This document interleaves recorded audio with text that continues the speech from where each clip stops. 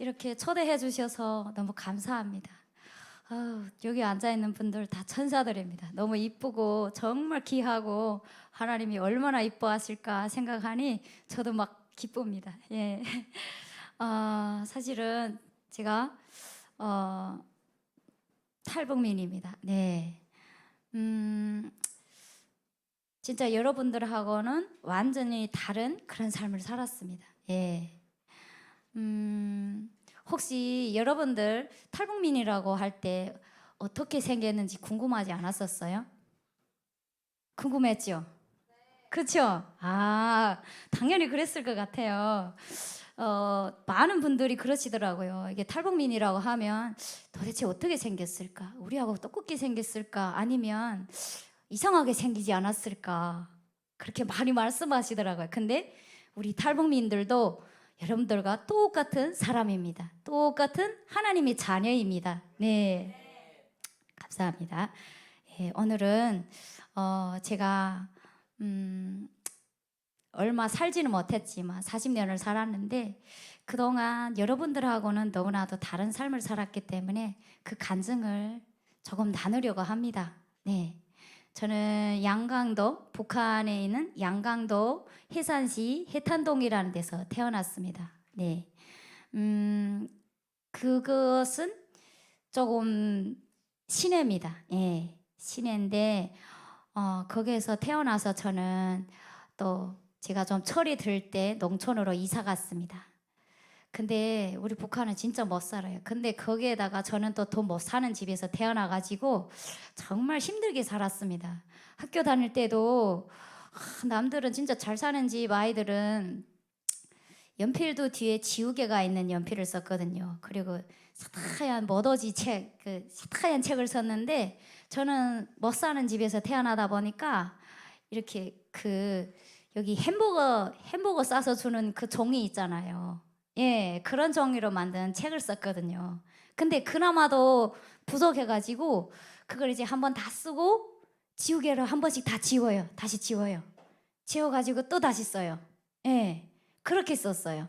연필도 진짜 다른 학원님들 진짜 알록달록 진짜 연필이 진짜 이쁜 이 연필을 쓰는 사람들도 있는가 방면에 정말 저처럼 못 살아서 이렇게 꽁다리 연필도 이렇게 뒤에다 관을 끼워서 그 꽁다리 연필마저도 그냥 이렇게 막 마지막까지 다 쓰는 그런 집에서 살았습니다. 예, 그렇게 못 살았습니다.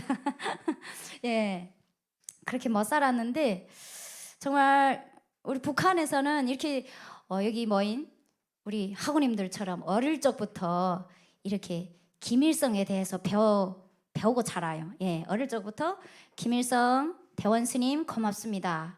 친히 아는 지도자 김정일 원수님 고맙습니다. 이렇게 하면서 우리가 그 김일성 3대 세습을 우리가 배우면서 자랐어요. 그리고 2월 16일 그러니까 4월 15일이 김일성의 생일인데 그리고 2월 16일이 김정일이 생일인데 그날은 북한에서 우리 아이들에게 그러니까 그게 한 12살 정도 되는가? 그 12살 나이까지만 선물을 줘요. 그 선물이 뭐냐면 한국에서는 너무나도 흔한 사탕, 과자, 거기에다 껌, 그다음에 콩알 사탕, 예, 그런 걸 한 킬로를 1킬로를 해서 한 명당 한 봉지씩 줘요. 그 한 봉지씩 넣어서 주는데 진짜 우리는 그걸 받으면서 진짜 고맙다고 자랐어요. 예. 그게 진짜 큰 건가 하고 그리고 선생님들이 가르치는 게 그러거든요. 이제 가서 이제 초상화가 다 있어요. 집집마다 가면은 김일성 초상화하고 김정일 초상화가 다 있는데 이제 가면은 거기에다 꼭 인사하고 먹어라. 그러니까 아이들은 책이잖아요. 진짜 잘하거든요. 가면은 누가 다칠까봐 다치지 못하게 하고 또 온 집이 다 모여 앉은 다음에 또 가서 선물 들고 가서 인사해요. 인사하고 그리고 터뜨려 먹거든요. 야, 정말 대단하죠. 그런 말 들어보셨어요? 못 들어보셨죠? 한국에서는 그렇게 뭐 우리 저기 대통령한테 인사하고 사탕 먹는 사람 없잖아요. 그렇잖아요. 그리고 너무나도 흔한 과자 사탕인데 근데 북한은 그렇지 못해요. 정말 제가 살 때 그 어릴 적에도 정말 못 사는 집이 너무 많았거든요. 근데 제가 조금 자라서 14살 정도, 15살 정도 됐는데 그때가 김일성이 죽었어요. 죽고 김정일이 이게 저게 정치를 하면서 권한의 행군이 들어갔어요. 모든 국가의 돈은 다 핵무기 만드는 데 들어가고, 그리고 국민들한테는 이게 배급이 들어가지 않았어요. 그 전에까지만 해도 그래도 배급이 조금씩 들어갔는데 배급마저도 안 줬어요. 그러다 보니까 완전 이게 배급만 벌어봐도 보고 살던 우리 그 북한 주민들이 완전 식량난을 겪게 됐어요. 예, 저희 집도 원래 못 사는 데다가 배고까지 안 주니까 완전 그냥 그 방황하게 됐어요. 온 집이 다 흩어졌고, 아버지는 아버지대로 제 큰 동생을 데리고 갔고, 어머니는 또 어머니대로 장사하러 돈 벌어 나가는데 안 오시고, 또 제 막내 동생은 또 잊어먹었어요. 그렇게 됐거든요. 그리고 제 혼자 다녔어요. 여러분들 혹시 굶어 보신 적 있으세요? 없으시죠? 집에서 혹시 밥 투정은 하지 않으세요? 분명하죠? 밥 투정하지 마세요. 밥 투정하면 안 돼요. 지금 북한 땅은 지금도 먹지 못해서 굶어 죽어가는 이런 어린 학우들이 너무나도 많아요.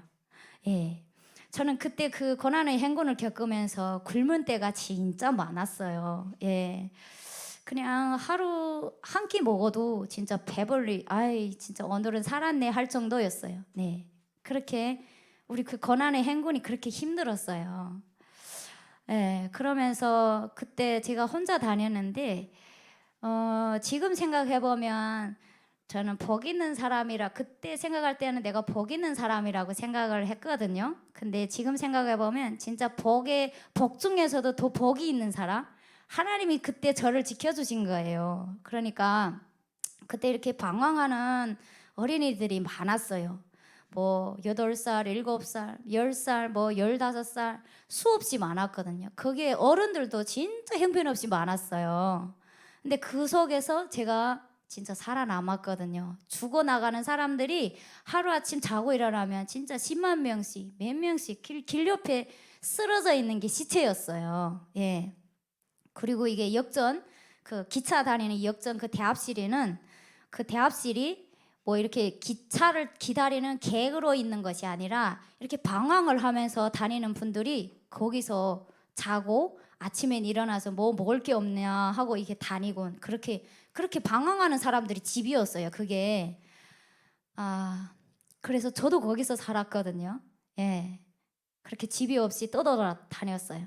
근데 하나님이 신기하게도 그때도 저를 지켜주셔서 정말 그 어떤 이런 총각아이 하나 붙여주셨는데, 그분이 자기 혼자만 배불리 먹고 살아도 되겠는데 나를 계속 챙겨주는 거예요. 꼬박꼬박.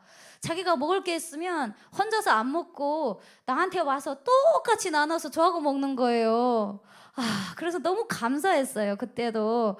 야, 근데 지금 생각해보면 그분을 알았으면 내가 진짜 인사하고 싶은데 그분의 이름도 기억 안 나고 그분이 어디가 사는지도 지금은 모르고 있어요. 조금 좀 가슴 아프긴 하지만, 예. 그래서 그렇게 살다가 어느 날인가 우리가 지금 그 역전에 있는데, 완전 역전을 봉쇄하더니 이게 지금 방황하는 아이들, 그리고 이게 어른들 신분증 없고, 이게 증명서가, 북한에는 증명서라는 게 있어야 이게 다닐 수 있어요. 아시는 거예요? 모르죠? 모르시죠? 예. 북한에는 이게 자유이동이라는 게 없어요. 우리 한국은 신분증 하나면 내가 오늘 뭐 제주도 가고 싶으면 제주도 갈 수 있잖아요. 그리고 어디 뭐 저기 뭐 전라남도 가고 싶으면 KTX 타고 가면 되잖아요. 표 떼고. 근데 그런 게 없어요. 중국은, 아니 북한은 죄송한데 제가 살던 곳이 너무 많아가지고 북한에서도 살고 중국에서도 살고 한국에서도 살고, 제가 진짜 복 받은 사람입니다. 예. 그러다 보니까 말이 자꾸 오버가 나가는데, 북한은 이렇게 이동의 자유가 없어요. 어디를 가려고 해도 그 신분증을 가지고 가서 이게 증명서라는 걸 떼야 돼요. 그러니까 그날 지금 증명서 없고 신분증 없는 사람들 다 이렇게 지금 그 잡아 가두는 거예요. 그러니까 방황하는 사람들이 너무 많으니까 이게 사회 질서가 문란하다 이래가지고 지금 다 가뒀는데, 그 가두는 게 뭐냐면 다 자기가 살던 고장으로 보내려고 하는 거예요. 그래서 저도 잡혀 들어갔어요. 들어갔더니 저를 이렇게 제가 살던 고장으로 다시 보내는 거예요. 근데 보내도 저희 집이 지금 다 흩어진 상태였으니까 제가 가도 우리 엄마 집이 없거든요. 엄마 없고 아빠 없고 집 자체가 다 흩어지고 없는 상태였어요. 네. 그래가지고 가서 이틀 만에 진짜 저는 또 진짜 복이 있는 게 어떻게 복이 있냐면 또 젊은 부부가 오셔가지고 아이 하나 입양하겠다는 거예요. 근데 입양을 하겠다고 하는데 또 그때 마침 우리 학교에서 교사를 하시던 선생님이 자기네 그 예전에 우리 학교에 있다가 다른 학교 가셨는데 그 선생님이 지금 자기네 학교에 있는 학생 때문에 그곳이 오신 거예요. 그러니까 저를 보시더니 아시는 거예요. 제가 그러니까 학교에서 그래도 완전히 모조리 추고는 바보 축에는 안 속했거든요. 선생님들이 기억할 정도는 되었어요. 네, 그래서 보니까 어떻게 여기 있냐고 하시는 거예요. 그래서 우리 집이 이렇게 돼서 제가 여기 왔습니다 하니까 그러냐고 그러면서 하시는 말씀이 혹시 여기서 이렇게 살지 말고 저기 다른 집에 가서 좀 공부랑 하면 살지 않겠냐 하는 거예요. 그 말을 들을 때 그 어린 마음에도 눈물이 왈칵 나는 거예요. 내가 왜 이렇게 살아야 되지? 내가 왜 이렇게 살아야 되지? 내 딴에는 내가 바보가 아닌데 왜 내가 이렇게 살아야 되지 하는 생각에 눈물이 나더라고요. 그러다 저도 가만 생각해 보니까 앞날이 걱정되잖아요. 앞날이 그래도 먹고 공부하고 할 수 있는데 내가 그러면 가야지. 지금 당분간은 엄마랑 아빠랑 찾을 수 없으니까. 그래서 그 입양돼서 그 집을 따라갔어요. 따라갔더니 4살짜리 남자 아이가 있는 거예요. 예. 근데 귀엽게 생겼더라고요. 그래서 그 집에서 하루 이틀 살다 보니까 그 집에서 3년을 살게 되었어요. 그래서 그때 당시도 이게 그 북한은 이게 회사가 잘 안 되어 있어요. 우리 한국은 진짜 자신만 노력하면 하다못해 진짜 나가서 길거리에 나가서 길이라도 닦으면 그래도 월급 받을 수 있잖아요. 근데 북한은 그 정도가 안 되어 있어요. 네, 이게 사회가 완전히 붕괴되고 뭐가 없어요. 그냥 말이 국가라고 하지 그 안에는 아무것도 없거든요. 그래서 저는 내가 이제 학교 졸업하고 도대체 뭘 하겠냐. 세상에 제 사회에 있었다가는 그냥 뭐 아무것도 할 것도 없고 또 그리고 입양돼서 남의 집에서 사는데 엄마 아빠가 뭐 내가 그렇게 크다고 뭐 대학도 보내주고 하겠어요. 그래서 공부를 애초에 하지 않았어요. 네, 공부를 애초에 하지 않고 이제 내가 졸업을 하면 군대에 가리다. 군대 가면 그래도 먹고 입는 거는 해결되니까 그래서 군대 가겠다고 그렇게 결심하고 공부를 잘 안 했어요. 그러니까 그 전에 그래도 공부를 조금씩은 했는데 예, 그래서 공부를 안 했어요. 그러다 보니까 지금 거진 졸업반이 됐는데 저희 생각을 완전 뒤집어 엎은 거예요. 왜냐하면 그 우리 양아빠하고 양아엄마가 저희 친엄마하고 친아빠를 찾으신 거예요. 근데 제가 그 없는 그 3년 동안에 우리 친아빠, 친엄마가 가정을 이루고 또 남의 집에서 동거살이를 하시는 거예요. 네, 그래서 지금 우리 친아빠네 집에 오게 된 거예요. 오니까 역시 못 사는 거예요. 예전이나 지금이나 뭐 별로 3년 전이나 3년 후나 별로 다른 건 없는 거예요. 그래서 그때부터 장사를 하기 시작했어요. 네, 장사를 하는데 장사라는 게 여기처럼 막 이렇게 뭐 큰 장사를 못 해요. 뭐 여기는 그래도 가게를 할 수 있잖아요. 근데 거기는 그게 안 되는 거예요. 돈이 하도 없으니까 작은 돈으로 이게 장사를 해야 되니까 이제 장마당에서 물건을 사요. 물건을 한 조그만치 사가지고 농촌에 가거든요. 농촌에 가서 그거 여기 우리 북한에서는 사카링이라고 하는데 그게 여기서 한국에서 뭐라고 하든지 잘 모르겠어요. 저는. 그게 단 거거든요. 예, 맞아요? 사카리라 하시네. 예, 사카리 뭐 소다 뭐 이런 거 양말 이런 거 가지고 가서 옥수수하고 바꾸거든요. 옥수수 무슨 뭐 양말 한 켤레 옥수수 얼마 뭐 이렇게 해서 바꾸는데 그것도 무슨 우리는 여기가 전철이 있고 뭐 버스가 있고 너무 많잖아요. 그리고 택배도 정말 잘 되어 있잖아요. 근데 북한은 택배라는 말조차도 몰라요. 택배가. 그 지금 94년도 고난의 행군을 겪으면서 나라가 완전히 그 다 무너져가지고 옛날엔 그래도 서포라도 조금 있었는데 그 이후부터는 서포도 없고 완전히 없는 거예요. 그러니까 다 사람이 인력으로 해야 돼요.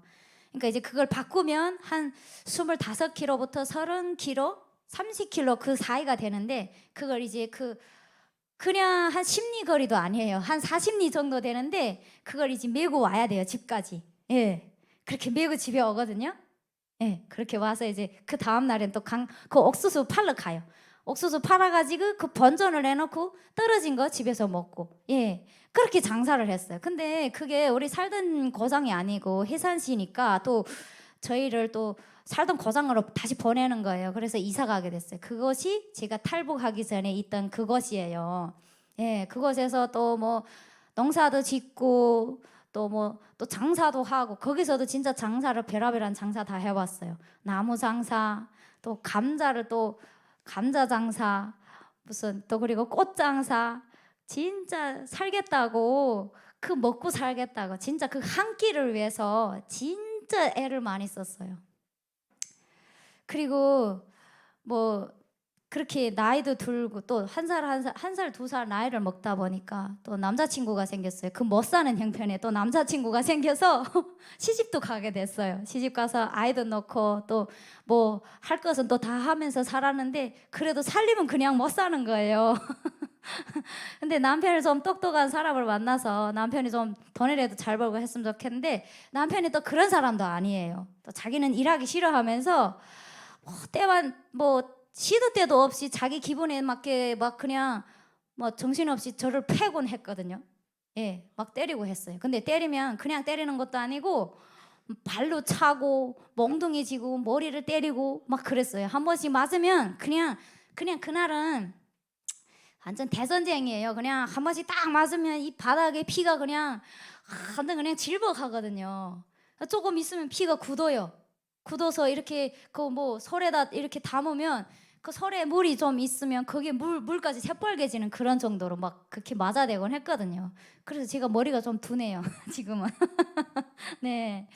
그렇게 살았어요. 아이도 낳고 했는데 그러다가 너무 힘들어서 남편이 자꾸 때리고 하다 보니까 못 살겠는 거예요. 내가 도대체 이렇게 맞아대고 어떻게 사냐고. 한 번은 맞아댔는데 사람이 형체가 없어졌어요. 지금도 잘 못생겼지만 그때 맞아대고 나니까 더 못생긴 거예요. 눈이 이렇게 시퍼래지고 그러니까 맞아서 퍼렇다 못해 막 블랙이 된 거예요. 눈이 이렇게 붓고 예 그랬어요.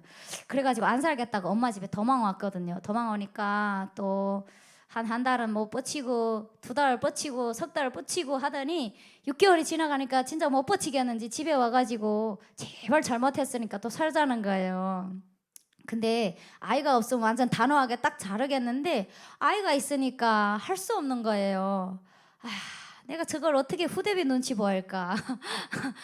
젊었으니까 또 시집은 가야 될 거 아니에요. 혼자서 산다는 게 도저히 힘들거든요. 그래서 생각하던 끝에 그래도 제 애비니까 괜찮겠지.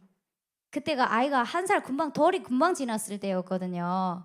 그래서 다시 살았어요. 다시 살면서 그렇게 7년을 같이 살았어요. 근데 어느 날 제가 탈북하게 된 동기가 진짜 그 우리 남편 때문이거든요.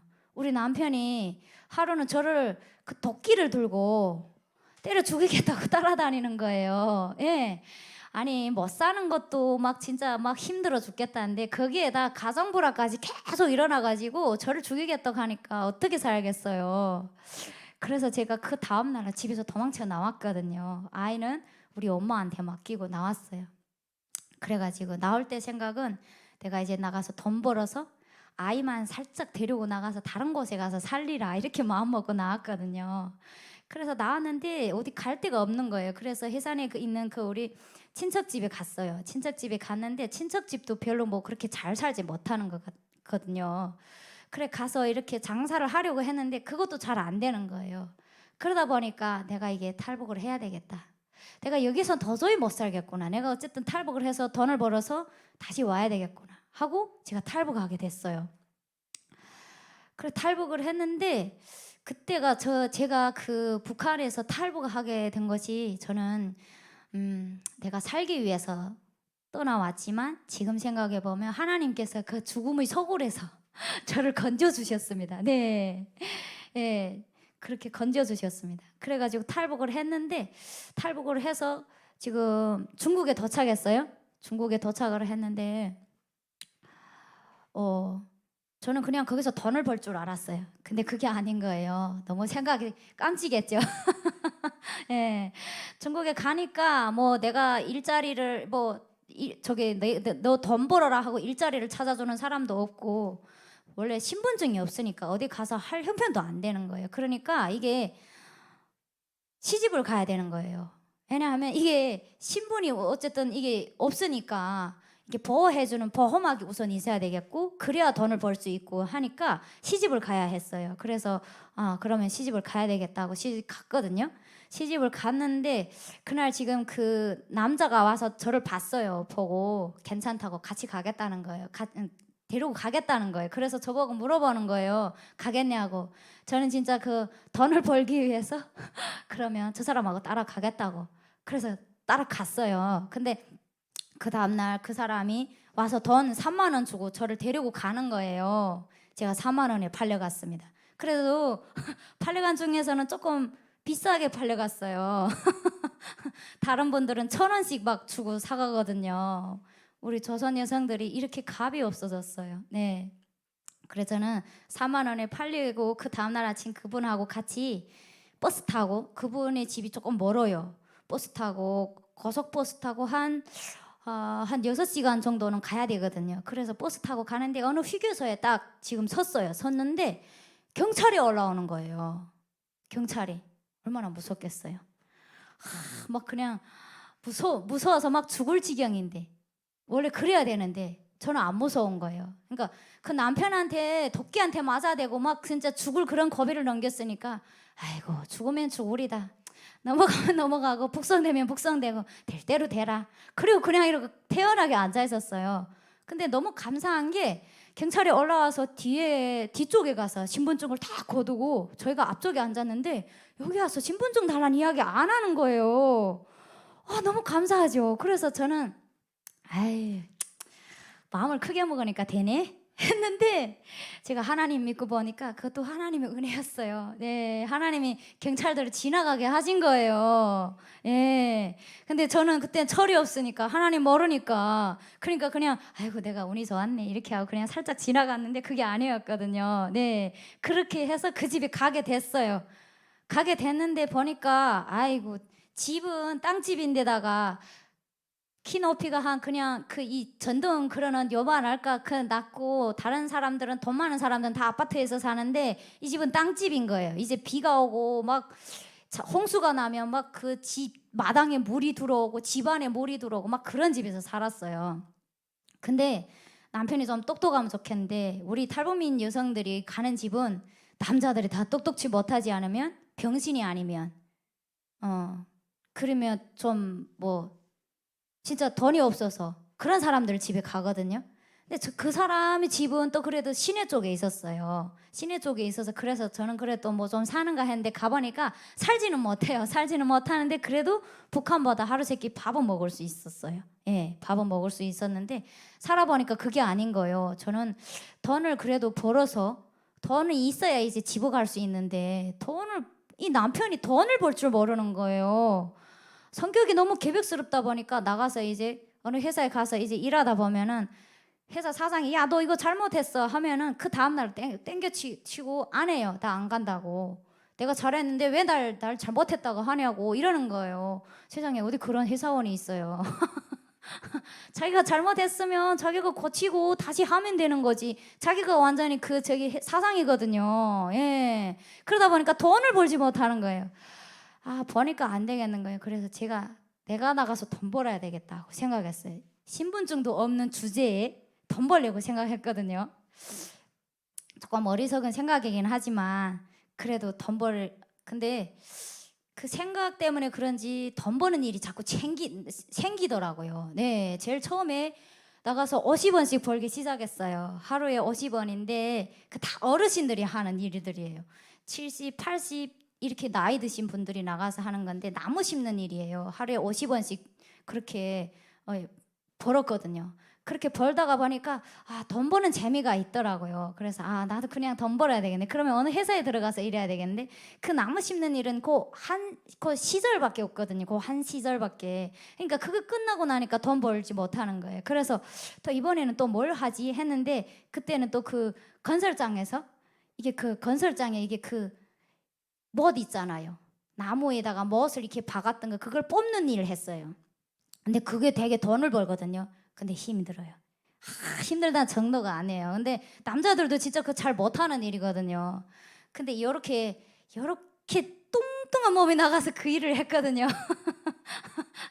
예, 이렇게 그냥 살겠다고 중국에서도 진짜 아득바득 애를 썼어요. 네, 그때도 그냥 나가서 돈을 벌고 또 그 일이 끝나니까 그 다음에 또 뭘 해야 되지 했는데 또 할 일이 없는 거예요. 그래서 그 다음에는 진짜 회사를 찾았어요. 회사를 찾았는데 그 회사는 뭘 하는 회사냐면 이게 철 제품 이렇게 색깔을 올리는 그런 회사예요. 이게 만약에 이거 지금 이거 거치대 만든다면 이게 철판인데 여기다 지금 이게 블랙 색깔을 올렸잖아요. 이런 색깔을 올리는 그런 회사거든요. 근데 거기 가서 일하니까 하루에 60원씩 주는데 완전 보면은 이제 하고 나면 얼굴이 제 얼굴이 아닌 거예요.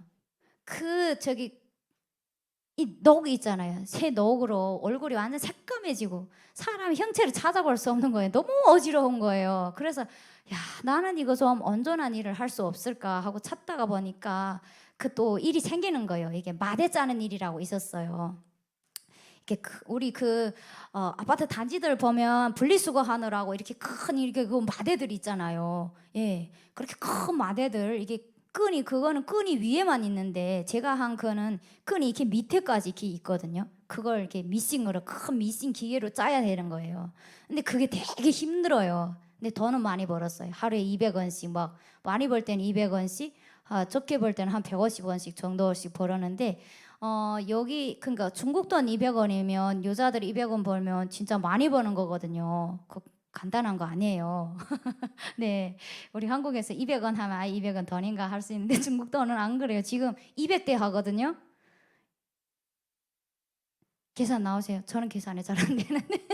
예. 예, 그렇게 돈 벌었거든요. 근데 돈을 벌어서는 제가 신분증이 없다 보니까 남편의 그 통장에다 적금을 하게 됐어요. 근데 이놈의 남편이 돈이 들어가는 줄 알고 나올 줄 모르는 거예요. 제가 아프다고 해도 돈을 잘 안 내놓고 뭘 하려면 돈 나오기 진짜 힘든 거예요. 그래서 어느 땐가부터 제가 돈을 안 주기 시작했어요. 그러니까 자꾸 나가라고 하는 거예요. 나가라고. 이 집에서 나가라고. 돈 안 주겠으면 나가라고 하는 거예요. 근데 제가 솔직히 나갈 데가 없잖아요. 예. 나갈 데가 없으니까 그 턱을 믿고 계속 나를 나가라고 하는 거예요. 그때 진짜 그 집에서 살면서 속상할 때도 많았고, 그 속상한 심정을 그 어느 누구한테다 말할 때도 없었어요. 여러분들은 그래도 부모들이 있잖아요. 엄마, 아빠 곁에 있으니까 진짜 뭐 다는 말을 안 해도 그래도 조금씩은 이야기할 거 아니에요. 엄마, 나 오늘 무슨 일이 있었어. 이렇게 됐는데 나 좀 속상해. 어떻게 하면 좋을까? 이렇게 의논도 할 수 있고. 그런데 그 땅에서는 엄마도 없고 아빠도 없고 형제도 없고 그 누가 내 말을 들어줄 사람도 없고 내 편을 서줄 사람도 없어요. 법적인 이런 보호도 받을 수 없고. 예. 그래서 제가 그 공원에 나가서 운 적이 한두 번이 아니었어요. 속상할 때마다 나가서 울곤 또 뚝 꽂히고 갈 데가 없으니까 또 들어가요. 머리 숙이고 또 들어가곤 했거든요. 근데 계속 나가라고 하니까 좋은 말도 세 번 하면 나쁘단 말이 있잖아요. 우리 한국에도 있죠? 없어요? 없어요? 예, 우리 북한에는 좋은 말도 세 번 하면 나쁘다, 듣기 싫다는 말이 있거든요. 근데 계속 나가라고 하니까 못 참겠는 거예요. 아따, 내가 이 집에서 진짜 이제 못 살겠네. 가라고 하는데 내가 뭐 못 가겠네 하고 그때는 하나님이 주신 담력인 줄도 모르고 그 집에서 나왔거든요. 나왔는데 신분증이 없는 상태에서 그 중국에서 이게 월세 집을 찾자면 조금 힘들어요. 이게 신분증이 있어야 집도 찾을 수 있고 뭐 또 계약서도 쓰고 하는데 그 집을 찾자고 하니까 솔직히 처음엔 두려움도 컸고 내가 또 나가서 찾기나 하겠는지 나가겠다고 했지만 그냥 지금 믿는 턱도 없지 진짜 두려움과 걱정이 진짜 많았거든요. 근데 그날 진짜 3월 9일 날에 대들판 쌈하고 내가 내일 나간다 하고 나갔는데 나가서 그 집을 찾기 시작했어요. 근데 그날 못 찾고 그 다음날 나가서 찾았는데 그 다음날 진짜 찾았어요. 제 마음에 딱 드는 그런 집, 깨끗하고 진짜 자그마하고 나 혼자 살기에는 진짜 딱 맞는 그런 집을 찾았거든요. 그래서 찾아서 그날로 저기 집주인 보고 계약금을 200원을 먼저 주고 내일 내가 이사하겠다 하고, 그리고 그 다음 그날로 가서 이렇게 짐을 다 쌌어요. 짐을 싸니까 남편이 진짜 가냐? 이게 무슨 도대체 간다고 무슨 개똥 같은 소리 친다고 했는데 진짜 간다고 지금 짐을 싸니까 겁이 더럭 난 거예요. 그래가지고 하는 말이, 어제 저녁만 해도 당장 나가라 고래고래 고함 치던 사람이 오늘은 입장이 바뀌었어요. 뭐라 하냐면 나가서 한 석 달 바람 쐬고 마음이 평안해지면 다시 오라는 거예요. 근데 제가 그전에도 그랬거든요. 계속 나가라 하지 말아라. 내가 일단 이제 나가면 이 집의 문턱을 넘어서면 내가 다시는 오지 않는다. 그러니까 나보고 나가란 말 하지 말아라. 그렇게 여러 번 말했는데 이 사람 말을 안 들은 거예요. 왜냐하면 제가 어디 갈 데 없으니까 나간다고 하면 어디를 가겠냐 하는 이런 배짱이 있었어요. 근데 그날 지금 짐을 바리바리 싸고 하니까 짐도 원래 몇 개는 없는데 일해야 되니까 그 뭐 낡은 옷이라도 챙겨야 되는 거예요. 그래서 챙겼거든요. 챙기니까 나갔다가 어쨌든 마음이 하답해지면 들어오라 하는 거예요. 내가 왜 들어가요? 내가 이때까지 돈 벌어서 그 집 가족을 먹여 살렸거든요. 그 남편하고 남편 아이 하나 있었어요. 그 남편 아이 8살 때 갔는데 제가 17살 때 나왔거든요. 그 남편 아이 딸이에요. 딸인데 그 딸 그렇게 키워주고 했는데, 아니 내가 이때까지 돈 벌어서 너네 집 먹여 살렸는데 내가 모조리 돼서 바보 돼서 다시 들어오겠냐고. 그 사람 그때까지도 돈을 못 벌었거든요. 그러니까 나만 바라봐야 되는 상태에서 지금 나를 내쫓는 거거든요. 그러니까 속에 지금 좀 이게 그런 건 없었어요. 지금 이게 갔다가 안 오면 어떻게 하랴 하는 그런 거는 있었거든요. 근데 저는 조금 좀 뭐라고 할까, 독하다 하면 조금 독해요. 간다면 가고 죽는다면 죽는 일은 좀 만수 같은 성격이 있어요. 예, 그러다 보니까 제가 그 집에서 나왔어요. 나왔는데 돈 벌어서 집을 가려고 하니까 지금 신분이 없으니까 그게 되게 걱정이 되는 거예요. 그래서 어떻게 하지?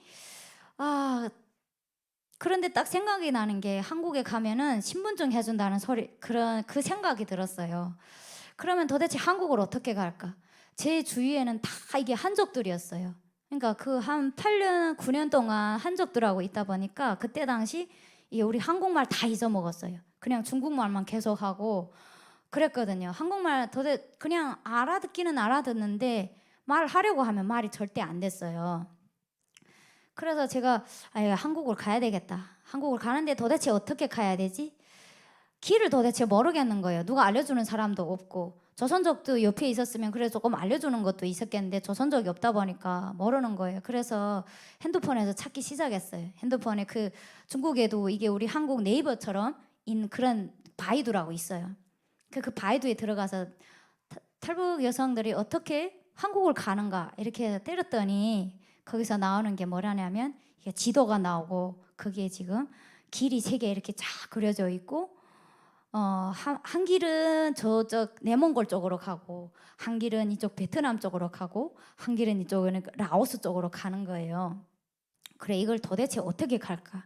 처음에는 얼마나 둔한지, 제가 이렇게 얄팍하게 생겨도 머리가 되게 둔하거든요. 아까 그랬잖아요. 계속 맞아대서 피 흘려가지고 머리 계속 맞아대서 머리가 되게 둔해요. 예, 그래서 제가 이제 돈 벌어가지고 여기를 걸어갈 것이라고 생각했어요. 저기 그 서유기에 나오는 그 누구더라, 그것처럼 걸어서 가려고 생각했어요. 근데 거기 글 쓴 거 보니까 기독교에서 많이 도와준다는 거예요. 예, 제일 중요한 소식이 그 기독교였어요. 아, 그렇구나. 근데 제가 살던 고장에 조선족 교회가 하나 있었어요. 옛날에는 그냥 이렇게 스쳐만 지나갔던 그런 교회인데, 교회를 가고 싶은 생각이 들었댔어요. 근데 그걸 찾아보고도 금방 그냥 찾아갔으면 제가 좀 더 빨리 왔을지도 모르는데, 그렇게 알면서도 한 석 달 있다가 교회를 찾아갔어요. 그래서 교회를 찾아갔더니 제가 저기 권사님 한 분이 계시는데, 권사님이 하나님한테 기도하라는 거예요. 그때 저는 하나님을 몰랐거든요. 그래도 나가기 전에 그랬어요. 뭐 하나님을 믿어야 된다는데 내가 한국만 가고 하나님은 안 믿겠다. 이렇게 깜찍한 생각을 했거든요. 네. 근데 그게 그렇게 제 마음대로 안 믿게 안 되더라고요. 그렇게 저 교회를 나갔어요. 나갔는데 우리 권사님이 기도를 열심히 해라. 하나님이 살아계시고 기도를 하면 한국 얼마든지 갈 수 있다. 우리 사람은 길을 열 수 없지만 하나님은 만물을 창조하셨고 또 이 세상 왕이기 때문에 하나님은 얼마든지 능히 하실 수 있다. 그러면서 기도를 하라는 거예요. 근데 갑자기 날 보고 기도를 하라니까 뭘 어떻게 하는지도 모르잖아요. 방식도 모르는데. 그래서 아침 저녁으로 기도했어요. 그냥 한마디였거든요. 하나님 아버지 감사합니다. 예. 그리고 하나님 아버지 제가 한국 진짜 가고 싶은데 한국 가는 길 열어주세요. 제가 갈 때 진짜 여기서부터 떠나서 도착할 때까지 무사하게 그냥 한국에 도착하게 해주세요. 그렇게 그게 기도가 다였어요. 네. 근데 그게 정말 간절한 기도였거든요. 정말 가고 싶었어요. 그리고 제가 또 목사님을 찾아갔어요. 목사님 제가 이렇게 한국 가고 싶은데 좀 도와주세요 하니까 목사님이 저는 힘이 없습니다. 기도 열심히 하세요. 그냥 기도 온 거예요. 도대체 기도가 이렇게 힘이 있을까? 모르는 거예요. 제가 기도가 힘이 있는 줄.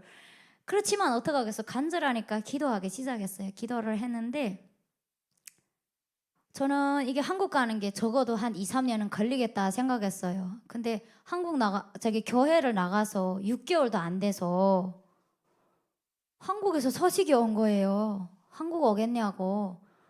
전화가 왔는데 하루는 한국에서 전화가 왔는데 한국이라고 딱 밝혀지는 거예요. 지금 핸드폰에. 그런데 한국에서 왔다고 하니까 너무 좋은 김에 전화를 받았어요. 그런데 저는 한국말이 나올 줄 알았는데 중국어가 나오는 거예요. 그러면서 아니 한국 오고 싶다고 하셨냐고 했는가 하는 거예요. 그래서 네 그랬습니다 하니까 한국 오겠다고 하면 자기가 도와주겠다는 거예요. 그래서 처음에는 가겠다고 했어요. 처음에는 내가 예 가겠습니다 했는데 전화를 딱 끊고 보니까 이거 사기꾼이 아니냐 하는 생각. 어떻게 내 번호를 알았지? 그리고 내 이름도 어떻게 알았지? 제 진짜 이름을 아는 사람은 그 중국 땅에 2명밖에 없었거든요. 근데 제 이름을 어떻게 알았지? 도대체 궁금한 거예요. 근데 아무리 생각해봐도 선은 진짜 그 한 오리밖에 없는 거예요. 진짜 살고 싶은 그 한 오리 선밖에. 그래서 다시 전화했어요. 내가 한국 가겠다고 도와주겠냐고 하니까 도와주겠다는 거예요. 그러면서 며칠 있다가 이제 전화가 올 테니까 그 오는 전화를 받으라는 거예요. 근데 그 전화가 오는데 낮에 회사에서 전화가 오다 보니까 전화를 받지 못했어요. 그래서 그분 보고 다시 이야기했어요. 제가 그 회사에서 일하니까 7시 이후에 저한테 전화를 하게 해주면 안 되냐고 하니까 그렇게 하겠다는 거예요. 그래서 전화가 그 다음 날인가 저녁 7시 집에 온 다음에 온 거예요. 왔는데 그게 지금 한국 분이세요. 안녕하세요 하고 이야기를 하는데 눈물이 그냥 확 나는 거예요. 이때까지 들어보지도 못했던 그 진짜 너무 다정한 그 안녕하세요 그 한마디에 제가 울었어요. 안녕하세요 하고 이야기를 하니까 한국으로 오시겠다고 하는데 오실 마음이 있냐고. 그래 가겠다고. 어느 때든 갈 준비가 되어 있냐고. 어느 때든 내가 갈 준비 되어 있다고. 내일이라도 가라고 하면 제가 내일이라도 가겠습니다 했더니 그러면 준비를 하고 있으라는 거예요. 그날 저녁 제가 너무 좋은 김에 잠을 못 잤어요. 잠을 못 자면 저는 이게 조금 몸이 약하거든요. 그러니까 잠을 못 자다 보니까 그 다음날 아침에 일어나니까 혈압이 뚝 떨어진 거예요. 80이 50으로 떨어졌어요. 근데 다른 데 같았으면 머리를 들지 못할 정도인데 이러도 못 나겠는데 그날은 그 한국 간다는 소리에 그냥 너무 기뻐가지고 그냥 회사에 나갔어요. 그래 그때부터는 회사에 나가서 얼마 일도 안 하고 가야 되니까 그냥 나가서 그냥 점심만 먹고 들어오는 거예요. 나가서 조금만 일하고 그냥 내가 왔습니다 하는 그런 표현만 하고 일 조금 하고 들어오는 거예요. 그게 다 이게 도급제거든요. 그러니까 내가 일한 것만큼 돈을 버는 그런 회사니까 내가 조금 해도 누가 말 안 하거든요. 아, 내가 오늘 힘들어서 조금 한다고 하면 그 누가 말 안 하거든요. 그래서 그렇게 일하고 며칠 동안 그렇게 일했어요. 저는 그래 다음 주 간다 해서 기다렸는데 전화가 왔는데 또 그 다음 주라는 거예요. 아, 그렇구나 하고 기다렸거든요. 근데 그 다음 주라고 했는데 이틀 있다가 전화가 온 거예요. 내일 갈 수 있냐고. 갈 수 있다고 하니까 그럼 준비하고 내일 기다리라는 거예요. 그러면서 저보고 원래는 청도까지 오라고 했어요. 근데 제가 그 중국에 가서 그곳에서 정말 떠나본 적이 없거든요. 신분증이 없으니까 어디도 못 가거든요. 기차 탈 수 없고 버스 탈 수 없고 뭐 택시 타고 먼데 가지도 못하고 그랬거든요. 그래서 제가 어디 가본 적도 없고 갈 형편도 못 된다고. 그러니까 제가 이제 한국 나가면 그 값을 물어줄 테니까 차가 될 수 있으면 우리 집 앞에까지 오면 안 되냐고 하니까 그렇게 해주겠다는 거예요. 예. 그렇게 해서 차가 그 다음날 우리 집 앞에까지 왔거든요. 와가지고 그 다음날 그날 심양에 도착했고 다른 사람들은 이게 한국 오는 것도 그냥 이제 심양에 도착하면 그냥 오는 게 아니에요. 사람들 이게 모집을 기다려야 되거든요. 이게 대체로 6명 내지 7명씩 조를 짜서 오는데 사람 이게 그 조가 만들어지기를 기다려야 돼요. 근데 저는 너무 감사한 게 가니까 저를 기다리셨다는 듯이 그러니까 다 준비되어 있은 거예요. 저만 가면 그 다음날 떠나가는 거예요. 예, 그게 너무 감사했어요. 그러니까 내가 주인인 느낌이 드는 거예요. 제가 가면 그냥 떠날 수 있으니까. 네, 그래서 그 다음날 우리가 떠났어요. 그래 떠나서 그날 밤에 어디 도착했냐면 진짜 지금 이게 우리가 제일 진짜 싫어하는 코로나가 터진 우한에 도착했어요. 우한에 도착해서 하룻밤 거기서 잤어요. 근데 너무 감사한 게 우리가 그 우한을 지나고 우리가 12월 10일 날에 떠나는데 12월 17일 날에 동남아 라오스에 도착했어요. 도착을 했는데 진짜 우리가 그 가짜 신분증 하나씩 다 챙겼거든요. 그 브로커들이 하는 말이 이제 가다가 경찰들이 올라와서 이게 검열을 할 때 그때 이거 다 내놓으라고 했는데 검열이 한 번도 없었거든요. 제가 우리 떠날 때 그렇게 기도를 했어요. 하나님 아버지, 우리가 여기서 떠날 때부터 도착할 때까지 우리 신분증 내놓지 않게 해주시고 우리가 갈 때 함께 하여 주셔서 우리가 진짜 안전하게 그곳까지 도착할 수 있게 해주세요 했거든요. 근데 하나님 그 기도 들어주셨어요. 그리고 그 다른 분들은 무서워서 성경책을 들고 못 다닌다는데 저는 중국에서 성경책을 가져왔어요. 예, 한국으로 올 때 성경책을 놓고 오다가 잘못해서 붙잡히면 북송되기 때문에 성경책 들고 북한에 가면은 정치범 수용소로 다 보내거든요. 평생 나오지 못하는 그런 수용소에 보내요. 나오지 못해요. 예, 북한의 박해가 그러니까 사람이 우상이 되어야 되기 때문에 하나님 믿는 사람들을 박해하거든요. 그래서 다른 사람들은 무서워서 성경책을 못 들고 오는데 저는 성경책을 들고 왔어요. 제가 이게 한국에 와서 성경책 들고 왔다니까 사람들이 깜짝 놀라는 거예요. 그거 무섭지도 않더냐고 하는 거예요. 근데 제가 중국 교회 한 6개월을 다니면서 하나님 믿기 시작했어요. 어떻게 믿기 시작했냐면 어떤 분이 그러시는 거예요. 11조를 해봐라. 11조를 하는 게 그저 하는 게 아니다. 하나님이 그냥 받지 않으신다 하시는 거예요. 그래서 제가 첫 달에 100원을 드렸어요. 11조도 아니고 100원을 드렸어요. 한 달에 제가 적어도 한 4,500원 정도는 버는데 11조 하려면 원래 450원 드려야 되잖아요. 근데 그렇게 힘들게 번 돈을 드린다고 하니까 아까운 거예요. 그래서 100원만 드렸어요. 100원을 드렸는데 제 일생에 공짜가 없었어요. 근데 그 달에 그 100원 내치만큼 상품이 들어왔어요. 그래서 어머나 이거 어떻게 된 거지? 어머머 진짜 하나님 살아계신가? 그렇게 생각이 드는 거예요. 그래서 아따 그러면 다음 달에 내가 진짜 11조 해본다 하고 11조를 했어요. 근데 11조를 했는데 어땠을까요? 모르겠어요. 예, 제가 11조를 450원을 딱 드렸어요. 450원을 드렸더니 그 달에는 1,000원어치 물건이 들어왔어요. 네. 저는 그 진짜 공짜가 없는데 1,000원어치 물건이 들어왔거든요. 그래서 어머나, 저기 하나님이 진짜 살아계신다. 아니, 그러면 내가 11조 꼬박꼬박 드려야지 하고 그때부터 제가 하나님에 대해서 몰랐는데 그 11조 드리고 내가 하나님 믿어야 되겠다 하고 하나님 믿었어요. 하나님 살아계시는데 내가 안 믿으면 내가 손해지. 그렇잖아요. 네. 그래서 하나님 믿기 시작했어요. 그리고 세 번째 달에 제가 11조를 드렸는데 이번에 무슨 일이 있었을까요? 덜이 얼마나 들어왔을까요? 한번 생각이 안 나죠. 저기 맞춰볼 수 없죠. 그렇죠? 제가 이번에 11조를 드렸는데 하나님 저에게 중국 돈 10,000원을 주셨어요. 예. 그러니까 내가 하나님 어떻게 안 믿을 수 있겠어요, 글쎄. 그 10,000원을 받고 그래서 그 10,000원에서 11조를 또 드렸어요. 1,000원을 드렸는데 그리고 한국에서 한국 갈 수 있다고 소식이 온 거예요. 얼마나 좋아요. 할렐루야. 예. 그렇게 하나님을 제가 믿고 하나님을 안 믿겠다던 사람이 그렇게 11조를 하고 하나님 믿고 그리고 한국으로 오고 예, 저 동남아에 도착하게 됐어요. 그러니까 여러분들도 이제 크시면 11조 무조건 해야 돼요. 예. 11조 하나님께 11조 드리는 게 원래는 이 세상 만물이 다 하나님 거잖아요. 근데 거기에서 다 가져라. 근데 거기서 11조만 나한테 줘라. 하나님 이렇게 하시니까 그 11조 그거만 드리는 거 아까봐 하면 안 돼요. 예, 그러니까 11조 꼭 해야 돼요. 예.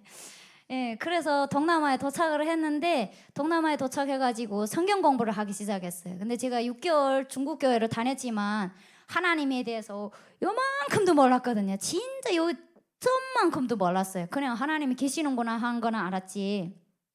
거기서 성경 공부하게 됐어요. 하나님은 어떤 분이신가? 예수님은 어떤 분이신가? 성령님은 어떤 분이신가? 이게 하나하나 배워가게 됐어요. 그 하나하나를 배워가는데 진짜 그 말씀마다 자꾸 이게 예배를 드리고 큐티를 하고 그리고 이게 기도를 드리고 할 때마다 자꾸 저한테 생각나는 게 북한에 있는 우리 그 동포들도 중요하지만 제가 중국에 있을 때 너무 고생을 하고 힘들게 살다 보니까 그 땅에 있는 우리 그 탈북민 여성들 그분들 이름을 평강공주라고 불러요. 예.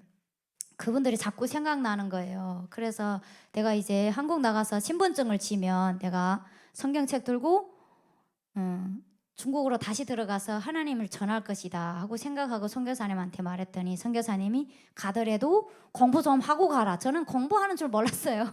이거 공부해야 하는 줄 몰랐거든요. 너무 철이 없어서 그냥 성경책 지면 그냥 가면 되는가 했어요. 근데 보니까 그게 아니더라고요. 그래서 공부하기로 결심을 했는데 거기서 정말 스트레스 너무 많이 받았거든요. 그 예제원에서. 왜냐하면 9년 동안 중국말만 하고 중국 생활이 이젠 거의 다 배워 있었어요. 음식도 그래 뭐 기본적으로 생활 방식 몽땅 다 지금 중국으로 기본적으로 물들어 있었는데 갑자기 한국 선교사님들을 만나서 한국 생활을 해야 되니까 음식부터 시작해서 언어야 행동 다 바꿔야 되는 거예요. 그런데다가 저한테 제일 근심이고 걱정이고 제일 스트레스가 큐티였어요. 아니 이거 우리말 다 잊어먹은 데다가 큐티를 하라고 하니까 단어가 생각이 나야지. 어떻게 해요? 글쎄 큐티 때마다 근심이 진짜 산 같았어요. 그리고 그 큐티만 다른 건 다 있어도 괜찮은데 꼭 큐티만 없었으면 좋아하는 게 그게 없어지질 않는 거예요. 아침 저녁을 해요. 아침 7시부터 시작해서 큐티를 하고 그리고 기도를 하고 아침밥 먹고 또 성경 읽고 그리고 또 점심 먹고 또 조금 이따 오후에는 성경 그 강의를 듣고 저녁에 또 이제 7시부터 큐티하고 또 기도를 하다 보면 저녁 11시엔 자거든요. 그 아침 또 6시 반쯤에서 일어나야 돼요. 근데 그때는 막 지옥 같았어요. 그게 야 이렇게 힘들게 배워가지고 어떻게 하겠냐고 빨리 한국 가야 되는데 한국 가서 뭐 어떻게 좀 자유롭게 살아야 되는데 이게 진짜 못 살겠더라고요. 그게 있는 분들이 다 한결같은 심정이었어요. 근데 선생님들 선교사님들이 하는 말씀은 야 너네 지금 힘들지? 예. 빨리 한국 갔으면 좋겠지. 예. 야, 그래도 소용없어. 석 달 차야 돼. 석 달 차야 가고 너네 지금은 힘들고 그렇지만 이제 한국 나가면 여기 진짜 오고 싶다. 진짜 오고 싶어 한다. 그러니까 지금 즐겨. 근데 한국 나와보니까 그게 진짜 그 말이 맞는 거예요. 그게 천국인 줄 모르고 우리가 누리지 못한 거예요. 하루 종일 성경 말씀 보고 하루 종일 기도하고 그냥 그 성경 하나만 가지고 하는데 그걸 감사함으로 생각해야 되는데 우리는 감사할 줄 모르고 그냥 조금 한국 빨리 가야지 하면서 자꾸 그랬거든요. 예. 그러면서 거기서 성경을 배웠고 그렇게 해서 예, 또 그리고 거기서 제일 감사한 것은 저희가 2월 17일 날에 도착했는데 2월 25일 성탄절 때 이미 중국에서는 코로나가 터졌어요. 예, 코로나가 터졌는데 하나님께서 그 코로나 터지기 딱 직전에 저를 그 중국에서 또 죽음의 서굴에서 저를 건져주셨어요. 예. 그래서 제가 너무 감사하고 그 코로나 때문에 원래는 좀 일찍이 한국에 올 수 있었는데 그 코로나 때문에 조금 저희가 늦어졌거든요. 늦어져서 한국에 들어와서 뭐 또 이런 뭐 조사 결과 뭐 이렇게 받고 제가 2020년 12월 30날에 이게 세상에 나왔어요. 예, 전국 그때가 진짜 한국 국민이 되었어요. 네. 그러면서 작년 1년을 그러니까 저 대학을 가야 되니까 학교 갈 준비를 했거든요. 네, 학교 갈 준비를 하면서 진짜 저는 너무 좋았어요. 지금도 너무 좋고 요즘은 더 좋아요. 여러분은 여기 한국이 어떻다고 생각해요? 좋다고 생각해요? 나쁘다고 생각해요? 어떻게 좋아요? 모든 게 좋아요? 아유, 할렐루야. 아이, 진짜 귀여워라. 예, 저도 진짜 좋아요. 한국에 오니까 이 자유라는 게 너무너무 좋은 거예요. 이 자유가 있어서 마음대로 말할 수 있고, 우선은 제일 좋은 게 뭐냐면 예배가 이게 그 하나님을 마음대로 믿을 수 있어서 좋고, 예배를 마음대로 들을 수 있어서 좋고, 그리고 찬양을 마음대로 부를 수 있어서 좋아요. 아니, 길거리에 나가서 전도를 막 해도 누가 말리는 사람 없잖아요. 북한에서 그랬으면 당장 그냥 총 쏘고 아마 그 자리에서 아마 총 쐈어 죽일지도 몰라요. 북한은 막 그런 세상이에요. 사람이 우상이 되다 보니까 하나님을 우상으로 안 섬기거든요. 자기가 우상이 되려니까 하나님이 진짜 왕인데 자기가 왕이 되려니까 그걸 못 믿게 하는 거예요. 예, 그래서 저는 그게 좋고, 그리고 이 자기가 노력만 하면 돈을 벌 수 있고 자기가 잘 살 수 있으니까 이 땅이 진짜 너무 좋아요. 그리고 진짜 이 나이에 이 학교를 갈 수 있다는 것도 너무 감사하거든요. 이게 대한민국에서만 이게 될 수 있는 일이라고 저는 생각해요. 예. 중국이나 북한에서는 나이 40 먹고 대학을 가라면 아이고 무슨 아줌마가 대학 가겠다고 저래 원래 받아주지도 않거냐 그런 혜택도 없고 그래요. 네. 북한에서 40이면 할머니 취급당해요. 예. 먹고 사느라고 애를 쓰다 보면 얼굴이 저글저글하고 저 얼굴도 저글저글하죠. 그런데 북한에선 더 그래요. 그러니까 저는 이 한국이 너무 좋고 그런데 오늘 또 여기 이게 그 우리 저희 양재호 학우님 초청해 주셔서 여기를 왔더니 이야 막 여기 눈이 반짝반짝 앉아서 진짜 뭐 별로 좋지도 못한 간증을 앉아서 들어주시는 이 학우님들 야 정말 너무 감사하고 대한민국의 미래가 여기에 있구나 제가 막 너무 기쁘고 너무 감사해요. 네 그래 우리 저기 그 북한이 한국하고 비교할 때 정말 한심합니다. 그러니까 우리 여기 앉아 있는 분들도 정말 저는 우리 한국을 사랑했으면 좋겠어요.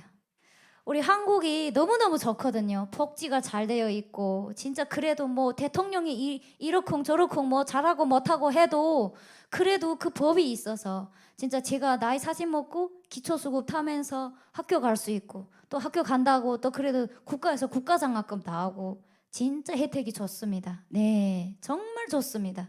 예.